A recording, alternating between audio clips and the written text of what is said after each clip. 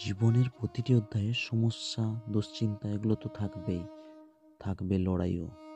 এই পৃথিবীতে এমন কোনো মানুষ নেই যার জীবনে কোনো সমস্যা নেই। আমরা প্রত্যেকেই আমাদের নিজস্ব লড়াইয়ে প্রতিনিয়ত ব্যস্ত, কিন্তু জীবনের সবচেয়ে বড় সত্য হলো এই লড়াই আমাদের আরও শক্তিশালী করে। মানুষের অন্তরে যত নেগেটিভ প্রবণতা রয়েছে তা জয় করার জন্য প্রতিনিয়ত নিজেকে গড়ে তুলতে হয়। জীবনের পথে হাজারো বাধা আসবেই, কিন্তু সেগুলো মোকাবিলা করতে হলে প্রয়োজন পজিটিভ চিন্তাভাবনা ও অবিচল মনোভাব।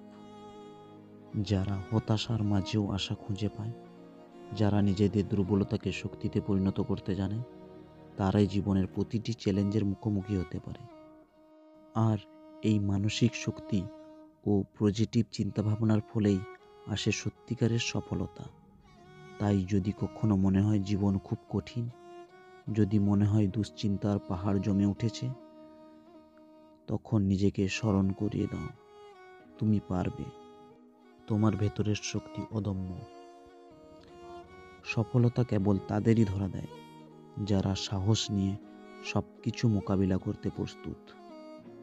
আজ লড়াই করো, কাল জয়ের গল্প লেখো। বাঁচো বিশ্বাস নিয়ে, এগিয়ে চলো সাহস নিয়ে।